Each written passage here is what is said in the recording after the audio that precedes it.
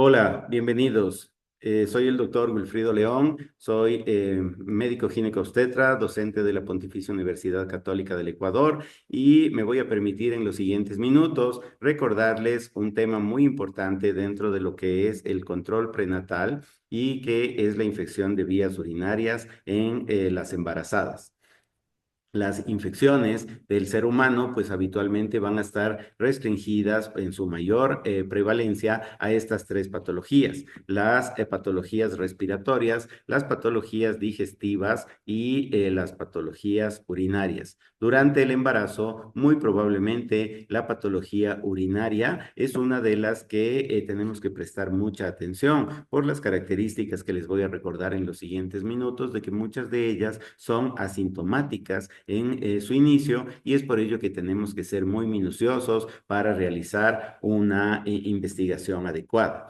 Son las infecciones de vías urinarias, una respuesta inflamatoria del epitelio urinario a una invasión bacteriana exagerada. La orina debe tener bacterias, pero no debe ser en un número que nos lleve a un problema patológico. Este tipo de infecciones constituyen, dentro de lo que son las infecciones extrahospitalarias, una causa frecuente de consulta en la atención primaria, y cuando estas ya son hospitalarias, pues muy probablemente nos llevan a severas complicaciones. Es por ello que si nosotros ubicamos a las infecciones del tracto urinario, vamos a tener infecciones de vías urinarias bajas que corresponden a las uretritis y a la cistitis, sintomáticas y asintomáticas. Si es que estas progresan hacia las vías altas, nos enfrentamos a una pielonefritis, las cuales, tanto en las vías altas como en las vías altas, podrían ser complicadas o no complicadas. ¿Qué es lo más común que encontramos dentro de la atención primaria? Pues las cistitis agudas no complicadas, afortunadamente. Sin embargo, si es que estas cistitis agudas no complicadas no son atendidas de la manera adecuada, naturalmente evolucionarán a un problema mucho más grave. Los factores de riesgo básicamente se centran en el género femenino, la condición hormonal, el embarazo, los estados de hipoestrogenismo, la capacidad de una higiene adecuada que podamos tener, el uso de anticonceptivos y comorbilidades que nos podrían aumentar la capacidad de ese tracto urinario de no poder defenderse de la manera adecuada. Y el embarazo nos aumenta ese potencial por las adaptaciones anatómicas y fisiológicas que debe tener al embarazo. Y mientras mayor es la edad gestacional que tiene el embarazo, naturalmente mayor readaptación anatómica y fisiológica deberá tener el tracto urogenital. Y esto es lo que nos lleva a que la embarazada se transforme en de alto riesgo de tener una ITO. La bacteria más familiarizada con este proceso es Escherichia coli, y eso nos lleva a pensar que en la fisiopatología de esta entidad, pues tenemos un germen bacteriano que tiene una alta capacidad de adherencia al uroepitelio. Las fimbrias que va a tener la señora Escherichia coli hacen que este problema nos lleve potencialmente a tener un factor de riesgo como el embarazo, a llevar a tener otro tipo de anormalidades y de complicaciones durante el proceso gestacional. La forma más básica, y es la que primero tenemos que intentar diagnosticar, es la bacteriuria asintomática. Esta bacteriuria asintomática va a estar relacionada precisamente a los cambios mencionados y tiene además una alta relación con procesos patológicos gestacionales, como son la restricción de crecimiento fetal, las rupturas prematuras de las membranas y los pesos bajos al nacimiento. La presencia de más de 100 unidades formadoras de colonias en el tracto urinario es una bacteriuria significativa, y esta es la bacteriuria asintomática. No tiene síntomas asociados, y este es el verdadero problema, porque de la bacteriuria asintomática podríamos progresar finalmente a una pielonefritis, y la pielonefritis es la responsable de los graves problemas gestacionales y neonatales que van a estar relacionados. Si es que la bacteriuria asintomática se vuelve sintomática, pues entonces estamos hablando de una cistitis. La cistitis en la embarazada, pues va a venir con la sintomatología propia de una ITU fuera del embarazo. Ya vamos a tener urgencia miccional, tenesmo, polaquiuria, orina con olor desagradable, mayor concentración, puede llegar a haber hematuria, malestar general, decaimiento. Sin embargo, toda esta sintomatología también podría verse disfrazada por la propia sintomatología gestacional, que ya provoca decaimiento, que ya puede traer malestar, que puede traer una frecuencia miccional más aumentada. Es por ello que la suspicacia del médico que realiza control prenatal permite realizar diagnósticos oportunos. 1 o 4% de embarazos van a generar una cistitis sintomática, pero esta va a progresar a pielonefritis en 20 a 40% de estos embarazos y esto nos lleva a tener severas complicaciones. Cuando ya tenemos un ascenso de la infección urinaria hacia el tracto urinario superior, pues ya va a haber una sintomatología sistémica, un malestar general pronunciado, un decaimiento importante, sudoración, alza térmica considerable, más de 38 grados, náusea, vómito, deshidratación, y esto naturalmente nos lleva a la asociación con los problemas gestacionales, al adelanto de un nacimiento y a potencialmente tener problemas con el neonato. Vamos a tener ya en una pielonefritis, una infección del parénquima renal y es por ello que la sintomatología ya se vuelve muy florida y probablemente uno de los síntomas cardinales de este va a ser la puño-percusión lumbar positiva, mucho más frecuente en el riñón derecho que en el riñón izquierdo, más acentuada esta sintomatología en las embarazadas. Conforme va aumentando el trimestre de embarazo, las adaptaciones son mayores y es por ello que tenemos la posibilidad de que esta pielonefritis nos lleve al adelanto de un nacimiento y con la prematuridad, el síndrome de distrés respiratorio, la hemorragia intraventricular, la enterocolitis necrotizante, la sepsis neonatal y potencialmente una muerte neonatal relacionada a una infección del tracto urinario. Es por ello que esto es lo que tenemos que tener en mente cuando hablamos de este tema. Tener pendiente entonces dentro del diagnóstico y la anamnesis que una altísima proporción de infecciones del tracto urinario van a ser asintomáticas y esa es a la que le tenemos que buscar realmente a la bacteriuria asintomática, porque la historia natural de la enfermedad nos lleva a pensar que empieza como asintomática, se vuelve sintomática y podría terminar en una pielonefritis, que es la que nos lleva a las notables complicaciones y a los costos sanitarios y sociales importantes que queremos visualizar en el análisis de este tema.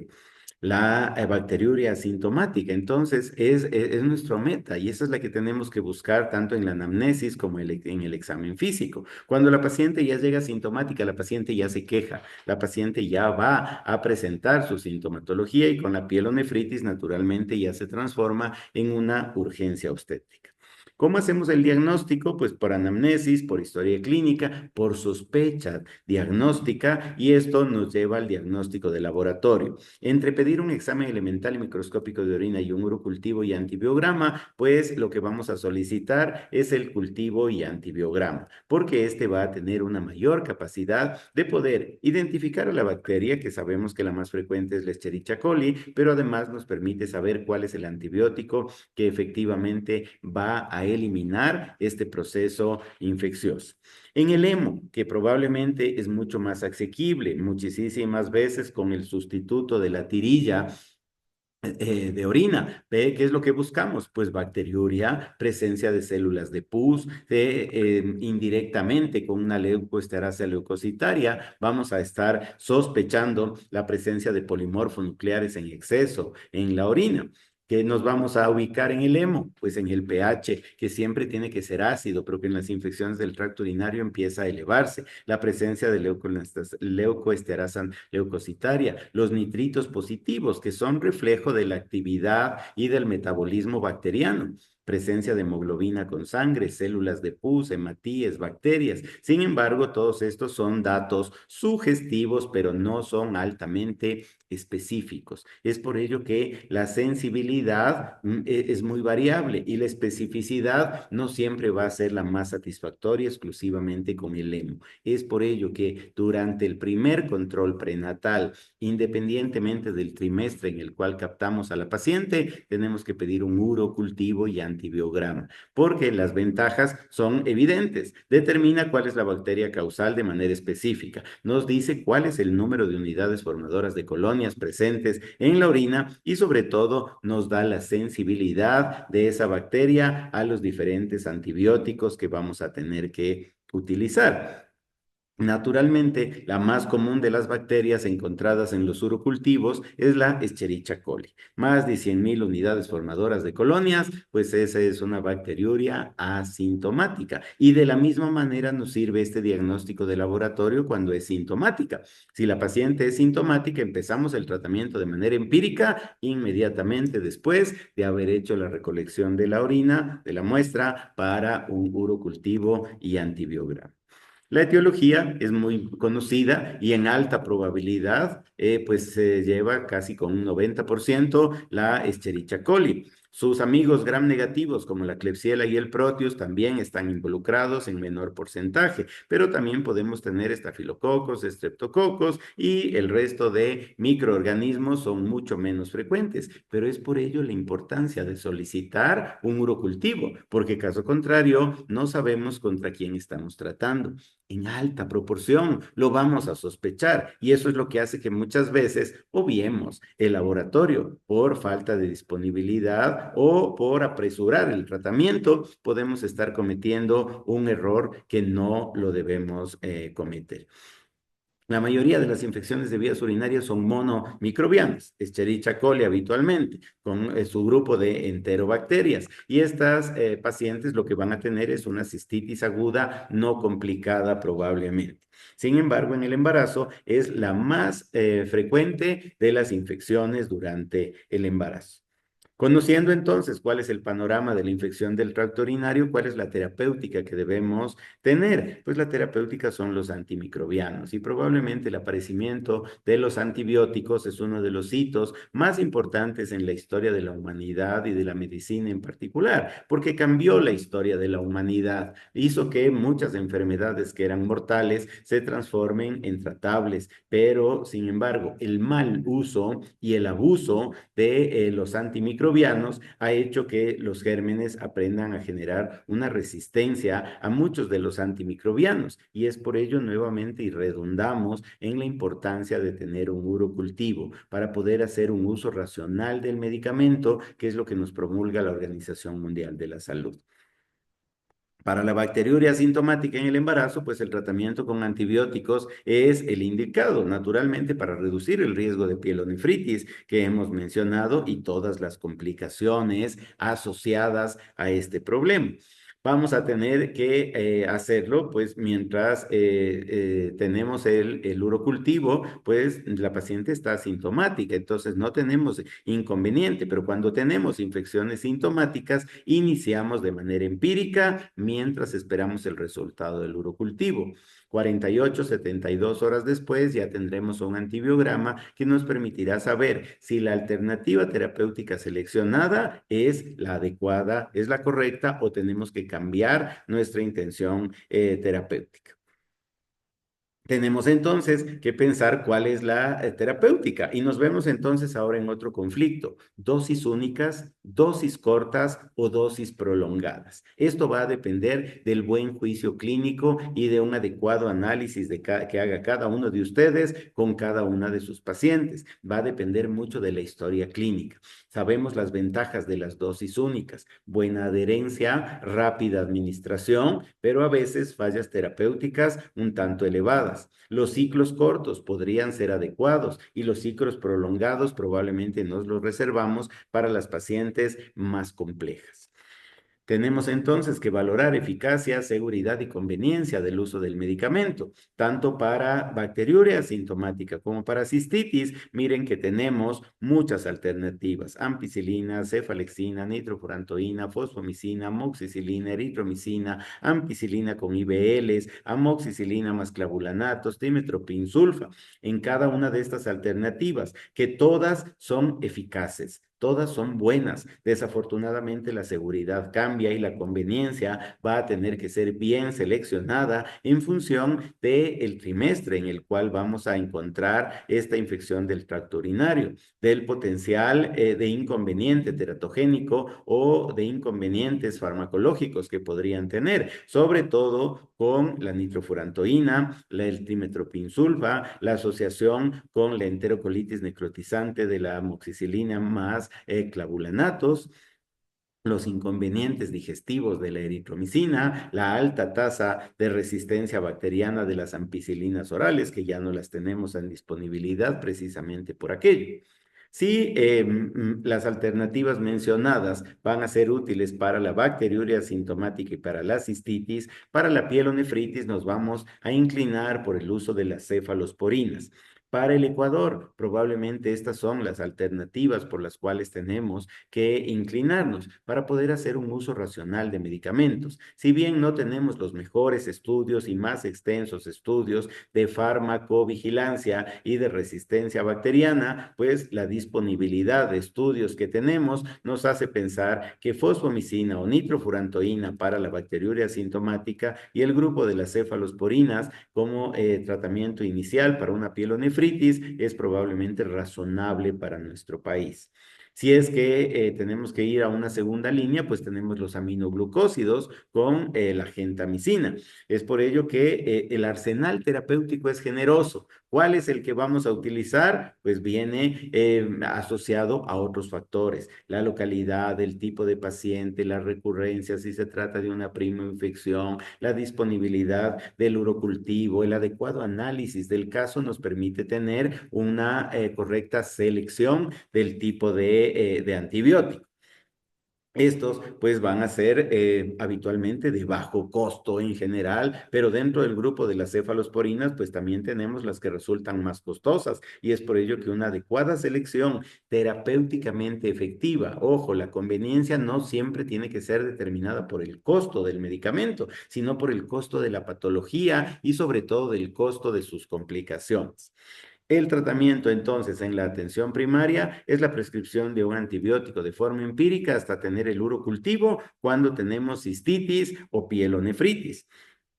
Debería ser la conducta correcta que deberíamos tener. Con ello sabemos contra quién nos peleamos y cuál va a ser nuestra estrategia para poder apuntar de manera correcta a esos objetivos. Y la estrategia antimicrobiana, pues es una estrategia de guerra. ¿Qué es lo que vamos a hacer? ¿Cómo vamos a entablar esta guerra contra la Escherichia coli? Si las estrategias de guerra vienen desde el medievo, pues las estrategias de guerra modernas, farmacológicas, nos hablan de el mecanismo de acción del antibiótico.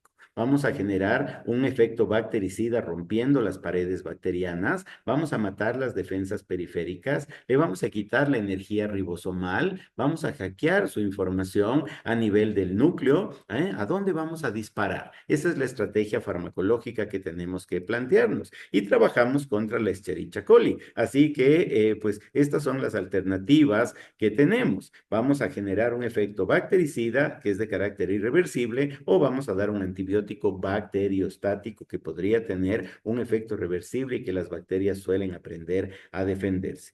Las opciones contra la Escherichia coli entonces podrían ir dispararle al núcleo. Sin embargo, estas no son compatibles con el estado gestacional porque las quinolonas tienen un efecto teratogénico.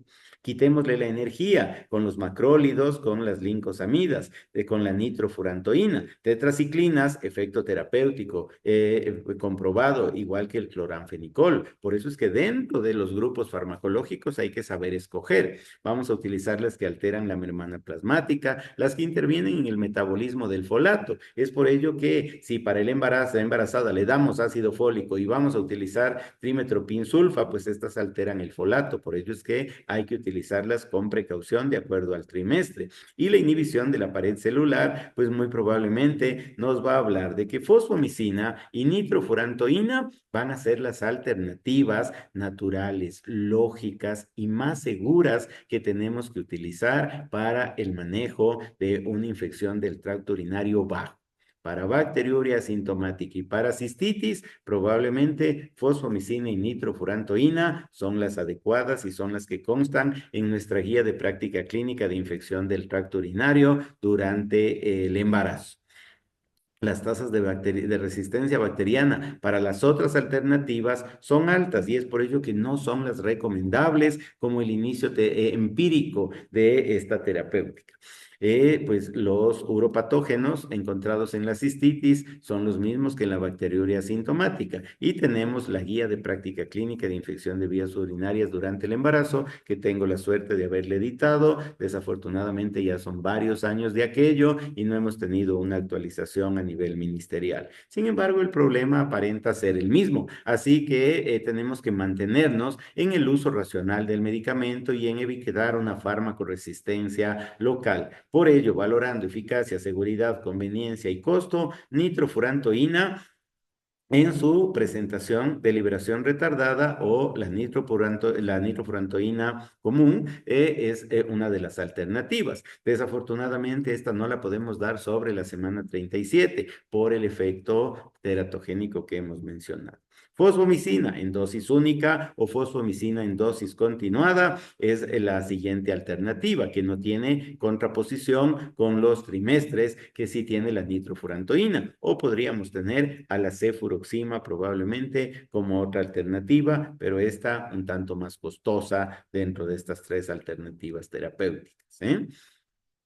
Si progresa, pues entonces tendríamos que pensar en aminoglucósidos, la gentamicina, la amicacina o cefalosporinas de generaciones más avanzadas que sabemos que no están disponibles en el nivel primario y que requieren probablemente ya de la necesidad de un especialista o de un ingreso hospitalario. El buen uso del recurso diagnóstico que tenemos en nuestro medio y sobre todo en la atención primaria, pues muy probablemente va a redundar en una adecuada atención de la infección del tracto urinario y naturalmente son ustedes los encargados de reducir las tasas de morbimortalidad asociadas a esta patología. Espero que este recordatorio rápido de una patología tan importante que tiene que ser diagnosticada en el control prenatal haya sido de utilidad. Mil gracias su atención. Hasta una próxima.